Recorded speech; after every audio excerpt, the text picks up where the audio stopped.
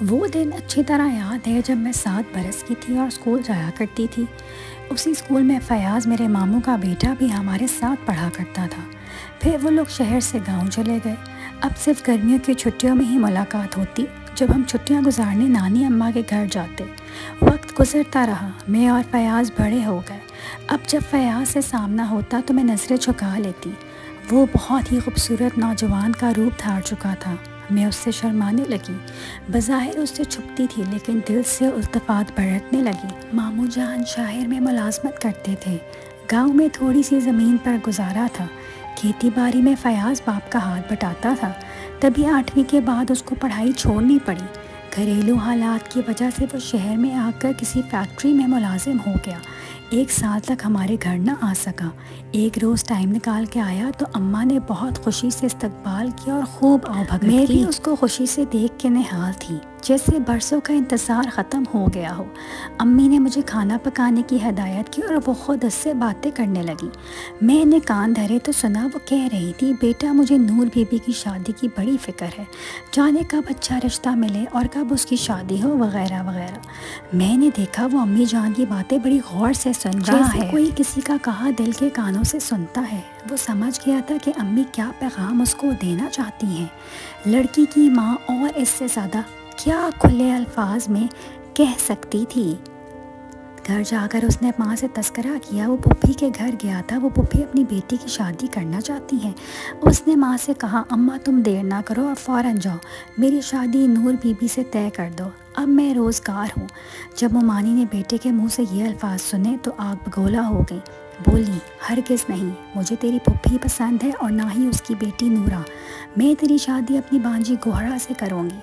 گوہر فیاض کو قطع پسند نہیں تھی، لہٰذا وہ خاموش رہا اور کچھ روز ماں کے پاس رہ کر واپس شہر اپنی ملازمت پر آ گیا۔ جب ممانی ہمارے گھر کافی دن نہ آئیں تو ماں خود ہی ایک روز ان کے گھر گئی اور پوچھا کہ کیا تم نے بیٹے کا رشتہ کرنا ہے؟ میری نور بھی بڑی ہو گئی ہے، میں اس کی شادی کے بارے میں سوچ رہی ہوں۔ امی جان کی بات سن کر تو جیسے معاملے کے دیورے پر بل آ گئے۔ کہنے لگی، تم اپنی نورا کی شادی جہاں مرضی کرو، میں اپنے فیاض کی شادی اپنی بہن کی بیٹی گوہر سے ہی کروں گی، تم ادھر کی آس نہ رکھنا، خواہ وقت ضائع کرو گی۔ مایوس ہو کر امی گھر کو لوٹ آئیں۔ ان کو اپنی بھابھی سے اس جواب کی توقع نہ تھی، لیکن ٹکا سا جواب سننے کے بعد امی نے بھی فوری طور پر میرے لیے دوسرے رشتے کی تلاش شروع کر دی۔ جلدی امی کو میرے لیے ایک رشتہ مل گیا اور انہوں نے شادی کی تاریخ رکھنے میں دیر نہیں کی۔ پل بھر میں تاریخ طے ہوئی، پھر چٹ منگنی پٹ بیاہ ہو گیا۔ شادی کے روز میں اتنا روئی کہ بے ہوش ہو گئی، مجھے خبر ہی نہ تھی کہ میری شادی ہو رہی ہے۔ اسی حال میں ایک بے جان مورتی کی طرح سجا سنور کر مجھے رخصت کر دیا گیا۔ یہ اتفاق تھا کہ جس شخص سے میری شادی ہوئی تھی وہ اسی فیکٹری میں مینیجر تھا جہاں ایک ادنا ورکر کی حیثیت سے فیاض کام کرتا تھا۔ فیاض کو خبر نہ تھی کہ میرا شوہر اس فیکٹری میں کام کرتا ہے۔ وہ اس کو نہیں پہچانتا تھا کیونکہ کبھی آمنا سامنا نہیں ہوا تھا۔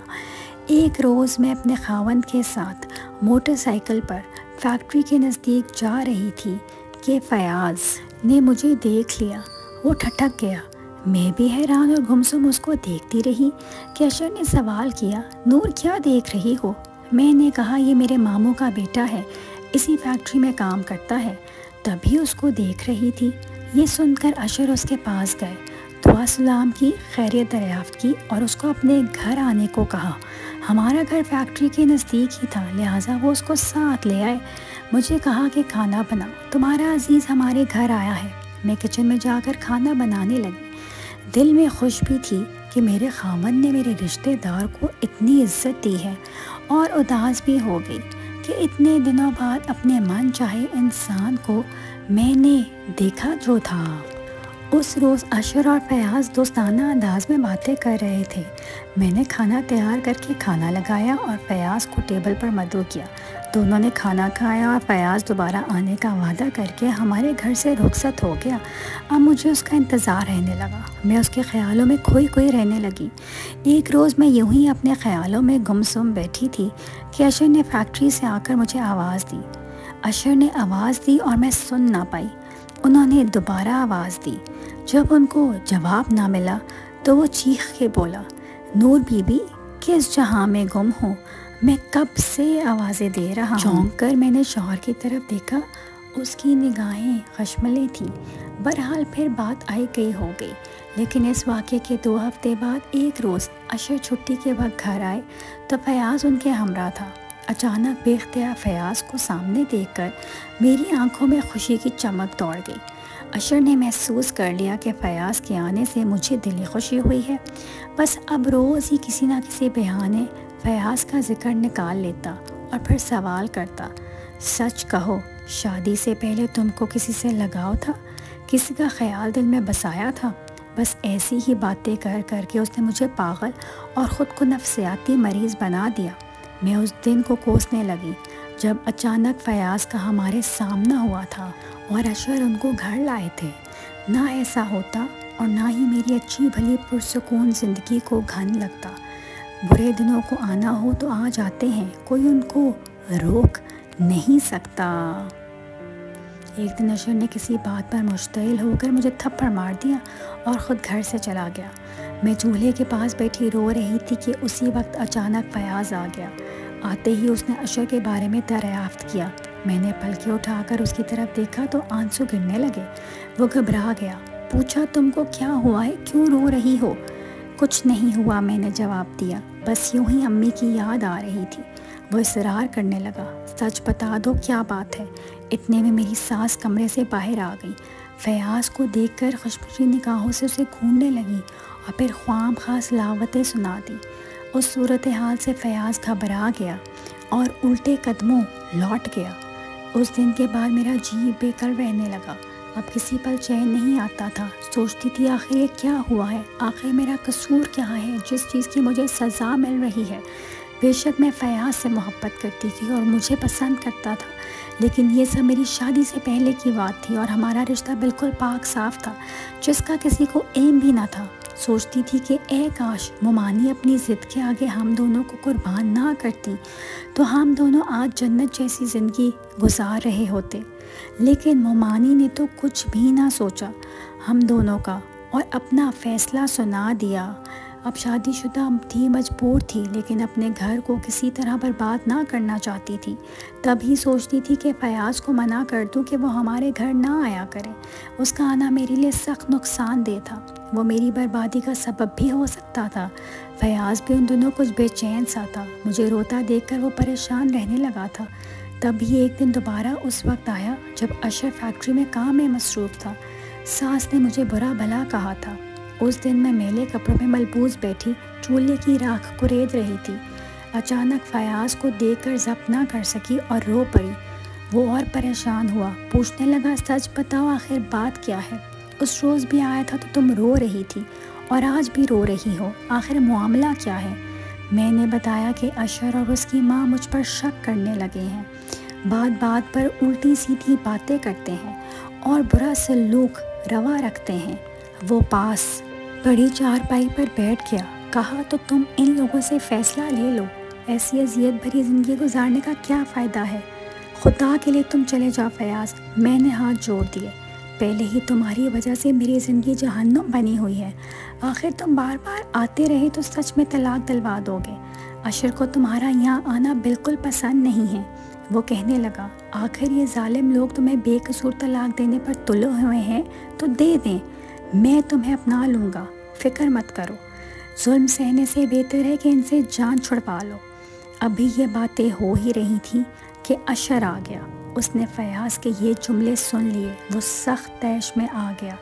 اشر نے کہا، فیاض تمہیں معلوم تھا نا کہ اس ٹائم میں فیکٹری میں ہوں، تو میری غیر موجودگی میں تم نے یہاں آنے کی جرت کیسے کی؟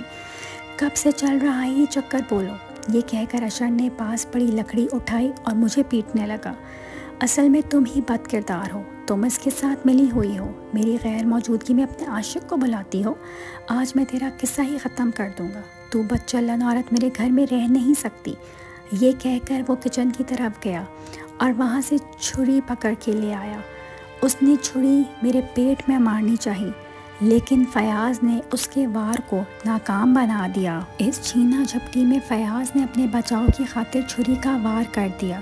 چھری اشر کے پیٹ میں لگی اور جگر میں کھپ گئی۔ یہ پہلا وار ہی اتنا کاری تھا کہ وہ زمین پر گرا اور ڈھیر ہو گیا۔ یہ سب کچھ اچانک ہو گیا۔ میرے حوصلہ ختم ہو گیا اور آنکھوں کے آگے اندھیرا چھا گیا۔ فیاض بھی بھاگ نکلنے کی بجائے چارپائی پر ہی بیٹھ کر ہانپنے لگا۔ میری ساس نے شور مچا کر سارے محلے والے کو اکٹھا کر لیا اور پھر لوگ فیاض کو پکڑ کر تھانے لے گئے۔ وہاں اس نے تمام احوال بتا کر اقرار جرم کر لیا اور اس کو حوالات بھیج دیا گیا۔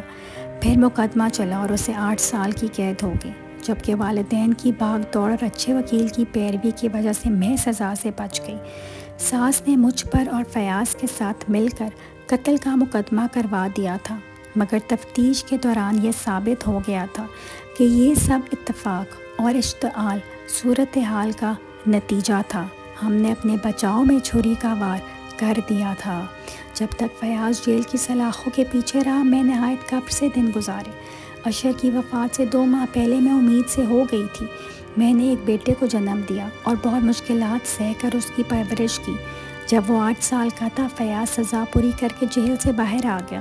اس نے مجھے شادی کی پیشکش بھی کی، مگر میں نے اس کو رد کر دیا۔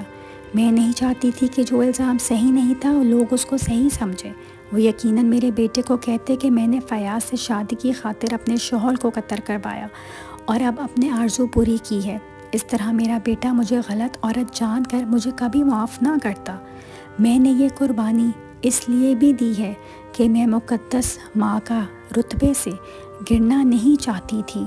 میں چاہتی تھی کہ بے شک پوری دنیا کی نظروں سے میں گر جاؤں، لیکن میرا بیٹا مجھے اپنے باپ کا قاتل نہ سمجھے۔ میں بس اپنے بیٹے کی نظروں سے نہ گر جاؤں جس کی خاطر میں جی رہی ہوں۔